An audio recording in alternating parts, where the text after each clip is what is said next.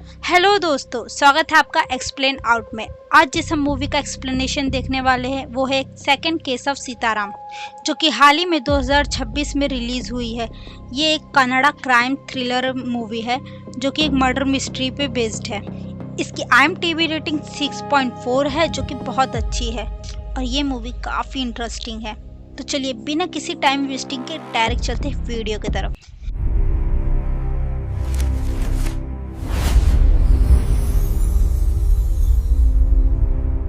Film की शुरुआत आनेगढ़े नाम की एक छोटी सी सिटी से होती है, जहां लगातार रहस्यमय हत्याओं ने लोगों में डर का माहौल बना दिया था, जिसके कारण वहां पर लॉकडाउन हो गया था। अब वहां पर कई न्यूज़ चैनल्स में भी यही दिखाया जा रहा था और न्यूज़ रिपोर्टर पुलिस वालों को काफ़ी क्रिटिसाइज भी कर रहे थे। न्यूज़ में दिखाया जाता है कि किस तरह कोई आदमी कई लोगों की ब्रूटली हत्या करे जा रहा है। तभी सीन शिफ्ट होकर हमें पुलिस स्टेशन में दिखाया जाता है, जहां हम मूवी के मेन लीड को देखते हैं, जिसका नाम सीताराम होता है, जो कि एक पुलिस ऑफिसर होता है। सीताराम के सीनियर आके उससे कहते हैं, मुझे तुमसे ये उम्मीद नहीं थी, लोगों का भरोसा तुम पे से उठता जा रहा है। जहां पर सीनियर इंस्पेक्टर सीताराम से कहते हैं, उम्मीद है ये केस तुम्हारी जिंदगी की सबसे बड़ी गलती न साबित हो। तभी सीताराम कहता है, आप टेंशन मत लीजिए, मैं जल्दी ही कल्प्रिट को पकड़ लूंगा। उसके बाद हमें सीन दिखाया जाता है कि सीताराम स्टेशन में बैठा होता है, काफ़ी डिप्रेस्ड और दुखी होता है। और यहाँ पर हमें पता चलता है कि सीताराम और उसकी बहन के बीच बातचीत नहीं होती, उनके संबंध काफ़ी ख़राब रहते हैं, जिसके कारण वो उसकी बहन उससे काफ़ी नाराज़ रहती है। तभी उसे फ्लैशबैक आता है, जहाँ उसकी बहन और वो साथ रहते थे। उसकी बहन गांव के एक लड़के से प्यार करती थी। वो अपने बॉयफ्रेंड के लिए एक लेटर लिखती है और सीताराम को कहती है कि जाकर उसके बॉयफ्रेंड को दे दे। सीताराम जाने ही वाला होता है कि तभी उसके पिता वहां पर आ जाते हैं और उन्हें सब पता चल जाता है। वो अपनी बेटी से पूछते हैं, ये सब कितने दिनों से चल रहा है। तभी उनकी बेटी कहती है, मैं उससे बहुत प्यार करती हूँ। सीताराम के पिता कहते हैं, ये सब यहाँ नहीं चलेगा, और वो उसी वक्त घर छोड़कर चली जाती है। अब सीन दिखाया जाता है कुछ महीनों बाद का, जहाँ उसकी बहन अपने पति के साथ आती है और साथ ही वो प्रेग्नेंट होती है। सीताराम अपनी बहन को देखकर काफ़ी खुश हो जाता है और जाकर अपने पिता को बताता है कि उसकी बहन आई है, लेकिन उसके पिता कहते हैं कि मेरी नज़रों में वो मर चुकी है और अगर तुम्हें जाना है तो तुम भी यहाँ से जा सकते हो। ये सुनकर सीताराम की बहन को काफ़ी हर्ट होता है और वो वहाँ से चली जाती है। अब ना प्रेजेंट का सीन हमें दिखाया जाता है 20 साल बाद। सीताराम एक जगह आया होता है जहाँ उसे अपनी बहन दिखती है। वो उससे बात करने की कोशिश करता है, लेकिन उसकी बहन उसे नज़रअंदाज करके चली जाती है।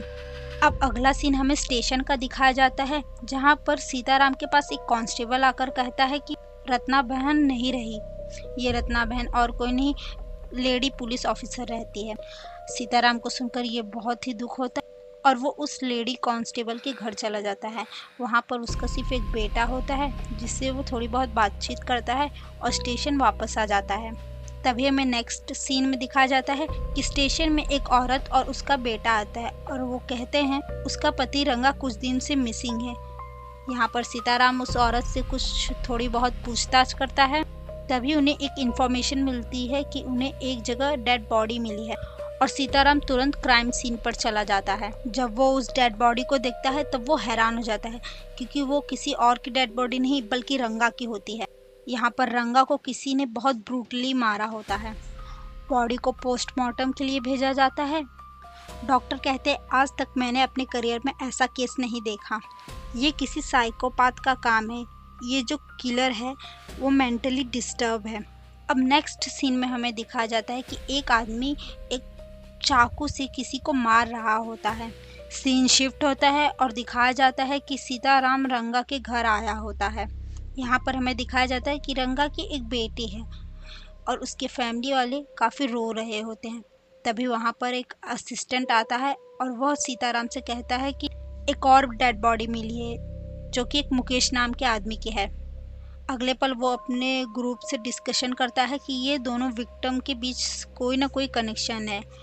वो कहता है, सिटी में कोई भी नया आदमी आए तो उस पर नज़र रखो उसके बाद हम देखते हैं कि सीताराम एक होटल में खाना खा रहा होता है कि तभी वहाँ पर एक आदमी आता है। वो अपना नाम सेबेस्टियन बताता है और अगर आपको याद होगा तो ये वही आदमी है जो एक सीन में किसी को चाकू से मार रहा होता है। Back to story. सेबेस्टियन कहता है मैं एक टीचर हूँ और मैं आपसे यहाँ एक कंप्लेन करने आया। सीताराम उससे कहता है कि तुम्हें पुलिस स्टेशन में जाना चाहिए। सेबेस्टियन सीताराम से कहता है दरअसल एक आदमी है जो मेरी बेटी के पीछे पड़ा हुआ है। वो मेरी बेटी को प्यार के नाम पे टॉर्चर कर रहा है। वो कभी भी हमारे घर के आसपास ही घूमता रहता है, जिसके कारण मेरी बेटी बहुत डर गई। सीताराम कहते हैं ठीक है, अगर तुम्हारे पास कोई उस लड़के का नाम, पता या फोटो हो तो मुझे दे दो, बाकी मैं देखता हूँ। तभी सीताराम के पास केस के बारे में एक दूसरी लीड मिलती है और वो वहाँ से चला जाता है। वो मुकेश के फ्रेंड्स के पास जाता है और कुछ पूछताछ करता है। तभी मुकेश का फ्रेंड बताता है कि मुकेश ने मुझसे 5,000 रुपये लिए थे और मुकेश और कुछ लोडर्स का आपस में कुछ झगड़ा हुआ था। यहाँ पर सीताराम सीसीटीवी में देखता है जहाँ पर लोडर्स और मुकेश के बीच में फाइट नजर आती है। नेक्स्ट सीन में हमें दिखाया जाता है जहाँ पर एक आदमी शराब लेकर जंगल में फिशिंग कर रहा होता है। तभी उसे एक आवाज़ सुनाई देती है। जब वो जाता है वहाँ पर, उस पर अचानक से अटैक हो जाता है। सीन शिफ्ट होता है पुलिस स्टेशन में, जहाँ पर सीताराम उन लोडर्स से पूछताछ कर रहा होता है। वो लोडर्स कहते हैं सीताराम को कि वो उनका झगड़ा सैलरी इशू के कारण हुआ था। तभी वहाँ पर हम देखते हैं कि वहाँ पर सेबेस्टियन आता है। वो सीताराम को एक फ़ोटो देता है और कहता है इस लड़के का नाम रघु है और वह यही लड़का है जो उसकी बेटी के पीछे पड़ा हुआ है। सीताराम कहता है ठीक है, आप जाइए, मैं देखता हूँ। नेक्स्ट सीन में हमें एक आदमी का मर्डर दिखाया जाता है। सीताराम क्राइम स्पॉट पर जाता है और वहाँ पर उसे एक पुरानी गाड़ी का टुकड़ा मिलता है जो कि जंग लगा हुआ होता है। पोस्टमार्टम में डॉक्टर कहते हैं कि एकदम ये सेम पैटर्न यूज़ किया गया है, इसे भी फर्स्ट विक्टिम की तरह मारा गया है। सीताराम यहाँ पर नोटिस करता है कि जितने भी विक्टिम मर गए उन सभी की बेटी थी। नेक्स्ट सीन में हमें दिखाया जाता है जब सीताराम अपनी गन चेक करता है, लेकिन वो वहाँ पर नहीं रहती है। वो अपनी गन को चारों तरफ ढूंढता है पर उसे उसकी गन नहीं मिलती। उसे लगता है कि उसकी गन को उन्हीं लोडर्स लोग ने चुराया है। वो तुरंत उन लोडर्स लोग को अरेस्ट करता है। तभी सीन शिफ्ट होता है और हमें दिखाया जाता है कि गन को असल में सेबेस्टियन ने चुराया था। उसके बाद हमें स्टेशन का सीन दिखाया जाता है जहाँ सीताराम ने रघु की माँ को स्टेशन पर बुलाया होता है। वो कहता है रघु कहाँ है? उसकी माँ कहती है रघु तो 3 महीनों से गायब है। और यहाँ पर हम देखते हैं रघु कोई और नहीं, वही लड़का होता है जो सेबेस्टियन की बेटी के पीछे पड़ा होता है। सीताराम उससे कहता है कि अगर रघु 3 महीने से गायब हुए, सेबेस्टियन की बेटी को टॉर्चर कौन कर रहा है? तभी रघु की माँ कहती है कि सेबेस्टियन मेंटली अनस्टेबल है और 3 महीने पहले ही उसकी बेटी मर चुकी है। उसने पुलिस स्टेशन में कंप्लेन की थी उसकी बेटी के लिए, पर पुलिस वालों को लगा कि वो मेंटली अनस्टेबल है, जिसकी वजह से पुलिस वालों ने उसकी हेल्प नहीं की। वो ये भी बताती है कि उसकी वाइफ जलकर मर चुकी थी। बाद में सीताराम लोगों से पूछताछ करता है और उसे पता चलता है कि सेबेस्टियन अपने आप से ही बातें करता था, बहुत अजीब बिहेव करता था। लोग कहते थे कि वो मेंटली अनस्टेबल है, जिसके कारण उसे जॉब से भी निकाल दिया गया था। सीताराम अपने सभी कांस्टेबल से कहते कि उस पर नज़र रखो। तभी रात का समय दिखा जाता है जहाँ पर वसंत, जो कि सीताराम के ही पुलिस स्टेशन का एक ऑफिसर है, वो सेबेस्टियन के घर पे चुपके से नज़र रख रहा था। तभी उसे एक आवाज़ सुनाई देती है। वो नज़दीक जाकर देखता है तो उसे एक आवाज़ आती है जैसे कोई चाकू से किसी को मार रहा हो, और आवाज़ आती है मर जा मर जा। अगले दिन ये सारी बातें वसंत सीताराम को बताता है। अगले सीन में हमें दिखाई देता है कि सेबेस्टियन घर पर एकदम अकेला होता है। उसे हेलुसिनेशन होता है कि उसके घर में बहुत सारे आदमी आकर उसे पागल पागल बोल रहे हैं कि तभी उसे रूम के अंदर से एक आवाज़ सुनाई दी। वो दरवाज़ा खोलकर देखता है कि उसे वापस हेलुसिनेशन होता है कि रघु और उसकी बेटी उस कमरे में है। वो रघु को ब्रूटली मारने लगता है और चाकू से उसे मार देता है, लेकिन असल में वो एक कुशन के ऊपर चाकू चला रहा होता है कि तभी उसके दरवाजे पर एक नॉक नॉक सुनाई देती है। वो जाकर देखता है तो कोई और नहीं, सीताराम होता है। सीताराम उससे कहता है कि मैं तुम्हारी बेटी के केस के लिए यहाँ पर आया। वो उससे पूछता है कि तुम्हारी बेटी कहाँ है, तो वो कहता है यहीं पे बैठी हुई है सर। वो देखता है वहाँ पर कोई नहीं रहता, तो वो समझ जाता है कि वो इमेजिन कर रहा है। सेबेस्टियन सीताराम को कहता है आप बैठिए, मैं थोड़ी देर में आता हूँ। ये कहकर वो वहाँ से अंदर की ओर चला जाता है। यह मौका देखते हुए सीताराम भी अंदर की ओर चेकिंग करने चला जाता है। उसे वहाँ पर एक खून से लगा हुआ चाकू दिखाई देता है। तभी वो देखता है कि एक कमरा होता है। वो उस कमरे में जाता है जहाँ जहाँ उसे काफ़ी बदबू आती है। वहाँ पर उसे एक ड्रम दिखाई देता है। वो देखता है ड्रम के अंदर उसे रघु की लाश मिलती है। तभी सेबेस्टियन पीछे से सीताराम के ऊपर बंदूक तान देता है। उन दोनों के बीच यहाँ पर फाइट शुरू हो जाती है और कुछ ही देर बाद सीताराम और उसके पुलिस ऑफिसर उसे अरेस्ट कर लेते हैं। अब यहाँ पर सब सोचते हैं कि केस सॉल्व हो गया है। तभी कुछ टाइम बाद सीताराम कहता है अपने दूसरे ऑफिसर से कि वसंत कहाँ है। वो ऑफिसर उससे कहता है कि उसका फ़ोन स्विच ऑफ आ रहा है और वो कल से थाने भी नहीं आया। नेक्स्ट सीन में हमें दिखाया जाता है एक और लाश मिलती है। कुछ लोग जंगल में जा रहे होते और उन्हें एक घर के अंदर लाश दिखाई देती है। वो लोग पुलिस वालों को बुलाते हैं और सीताराम क्राइम सीन पर आता है और वो डेड बॉडी देखकर एकदम शॉक हो जाता है कि वो डेड बॉडी वसंत की होती है। ये देखकर सीताराम को काफ़ी दुख होता है और वो समझ जाता है कि केस अभी सॉल्व नहीं हुआ है, असली कल्प्रेट अभी भी बाहर है। अब सीन हमें कट होकर दिखाया जाता है पुलिस स्टेशन में, जहाँ वसंत की फैमिली पुलिस स्टेशन आई होती है। सीताराम उनसे कहता है कि पूरा पुलिस डिपार्टमेंट आपके साथ है। तभी एक कांस्टेबल वसंत के सारे सामानों को वहां पर लाता है और उस सामान में से एक कागज़ नीचे गिर जाता है।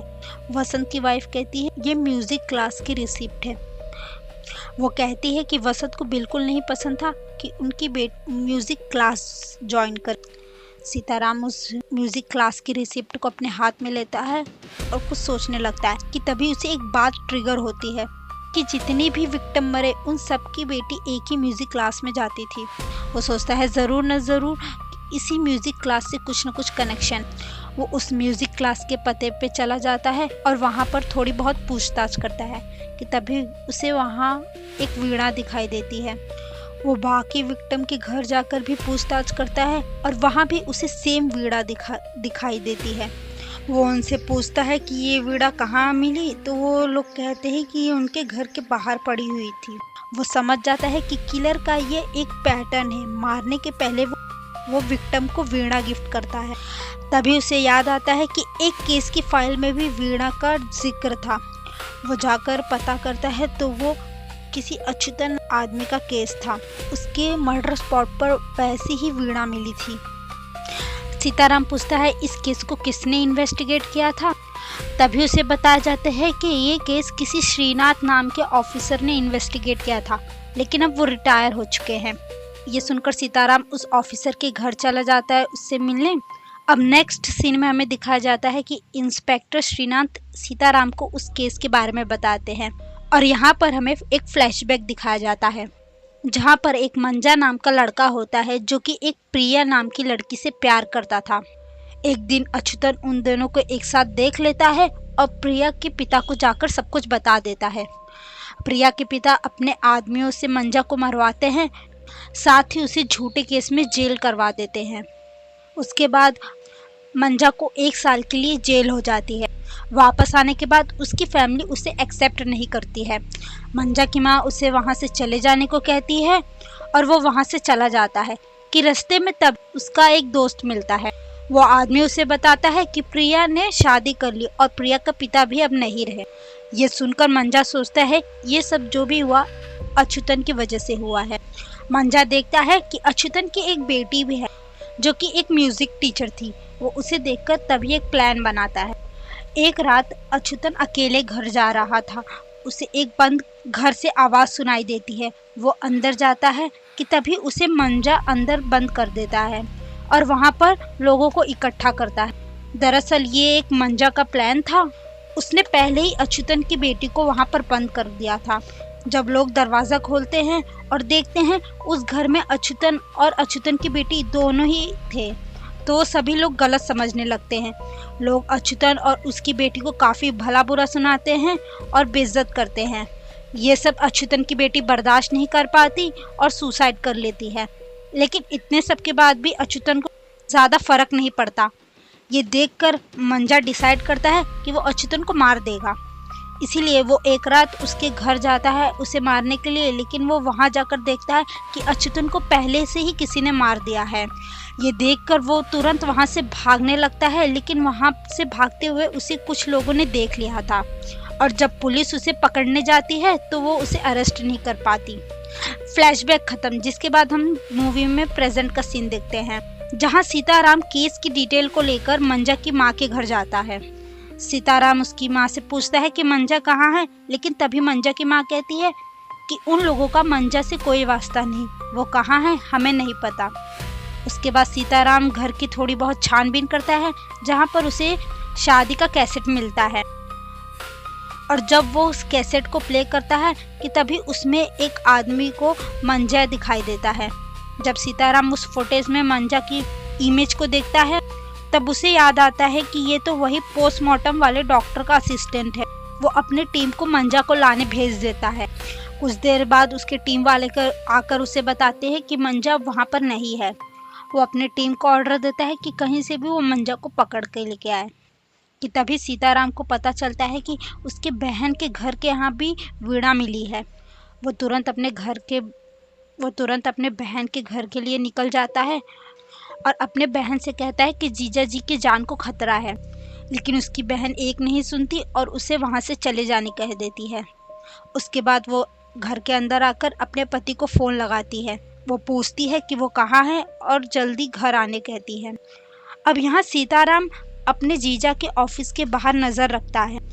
उसके जीजा ऑफिस से बाहर निकलते हैं, वो उनको फॉलो करता है, लेकिन तभी एक गाड़ी बीच में आ जाती है। जब वो गाड़ी हटती है तो वो देखता है कि उसके जीजा गायब है। ये देखकर वो काफ़ी टेंशन में आता है और अपने जीजा को ढूंढने लगता है। कि तभी उसके जीजा उसे दूसरी तरफ से आते हुए दिखाई देते हैं। ये देखकर उसे काफ़ी रिलीफ मिलता है। कि तभी उसे एक बात याद आती है कि जब वो मंजा की माँ के यहाँ गया था उसे एक साड़ी की थैली दिखाई दी थी। वो तुरंत उस साड़ी के शॉप में जाता है और वहाँ की सीसीटीवी फुटेज को चेक करता है। वो देखता है कि मंजा ने वहाँ से एक साड़ी खरीदी थी। वो तुरंत समझ जाता है कि अभी भी मंजा अपनी फैमिली के टच में है और उसकी फैमिली उससे झूठ बोल रही थी। वो तुरंत मंजा की माँ के घर चला जाता है और मंजा को अरेस्ट कर लेता है। अब आगे के सीन में हमें दिखाया जाता है कि सीताराम मंजा से इंटरोगेशन करता है। मंजा उसे बताता है कि अच्युतन ने उसकी ज़िंदगी बर्बाद कर दी थी। वो बताता है कि उसने अच्युतन की बेटी को अच्युतन के साथ ट्रैप भी किया था, लेकिन इसके बाद भी अच्युतन को कोई फ़र्क नहीं पड़ा, जिसकी वजह से वो अच्युतन को मारने का डिसाइड करता है। लेकिन वो जब उसके घर जाता है अच्युतन को पहले ही किसी ने मार दिया होता है। ये देखकर वो वहाँ से भाग जाता है। उसके बाद वो पोस्टमार्टम सेंटर में जॉब करने लगता है।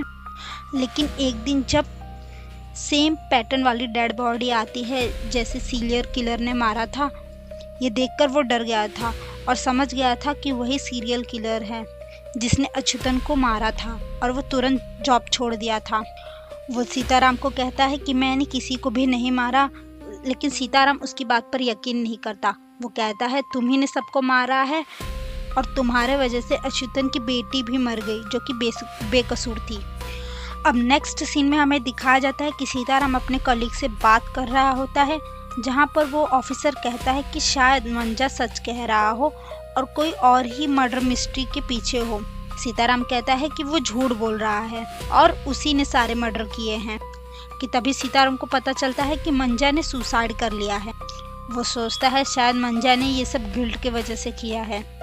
सीन कट होता है और हम देखते हैं कि सीताराम की बहन पुलिस स्टेशन आई है और वो उसे बताती है कि उसके जीजा जी गायब हैं। इस टाइम पर सीताराम बहुत बुरी तरह शॉक हो जाता है और समझ जाता है कि रियल कल्प्रेट अभी पकड़ में नहीं आया है। वो बहुत ही फ्रस्ट्रेट हो जाता है और सारे इंसिडेंट को एक साथ जोड़ने लगता है। कि तभी उसे याद आता है कि जब वो श्रीनाथ के घर अच्युतन के केस के बारे में जानने गया था तब उस ऑफिसर ने बताया था कि अच्युतन का एक बेटा भी था। वो ऑफिसर सीताराम से कहता है कि अच्युतन का एक बेटा भी था जिसे एक लेडी ने अडॉप्ट किया था। ये याद आते ही उसे लगता है कि शायद इन सब के पीछे उसका बेटे का ही हाथ है। कुछ टाइम के बाद सीताराम के पास उसके जीजा का कॉल आता है।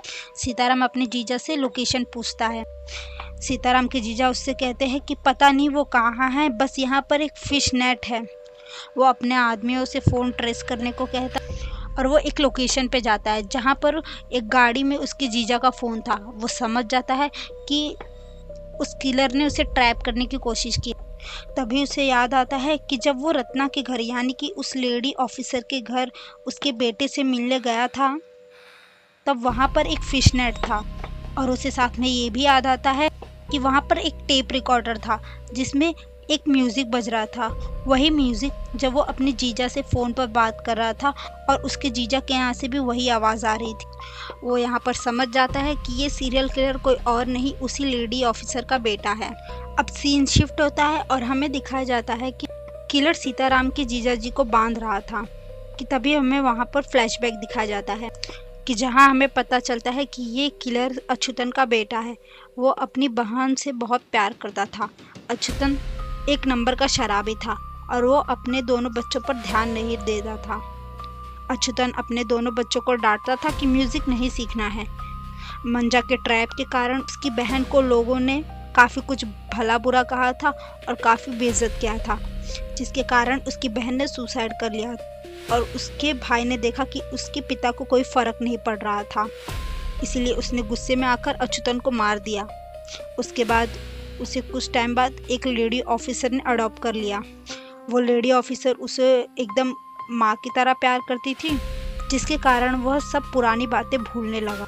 लेकिन टाइम बीतता गया और उसकी माँ मर गई। अब वो अकेले रहता था और उसे अब वो सब पुरानी बातें याद आने लगी थी। एक जगह वो काम करता था, उसके शॉप के सामने एक म्यूज़िक क्लास था। वो देखता है कि एक पिता अपनी बेटी को ज़बरदस्ती म्यूज़िक क्लास छोड़ने कहता है। ये सब देखकर उसे सब पुरानी बातें याद आने लगती है कि कैसे अच्युतन उसकी बहन को ज़बरदस्ती म्यूज़िक क्लास छोड़ने कहता था और वो उन लोगों को मारने लगता है। तभी वो एक दिन देखता है कि सीताराम के जीजा जी अपनी बेटी को भी म्यूज़िक क्लास छोड़ने को कहते हैं। ये सब देख के वो किलर सीताराम के जीजा जी को नेक्स्ट टारगेट बनाता है और उनके घर पे वीणा भेजता है, जो कि किलर का पैटर्न था।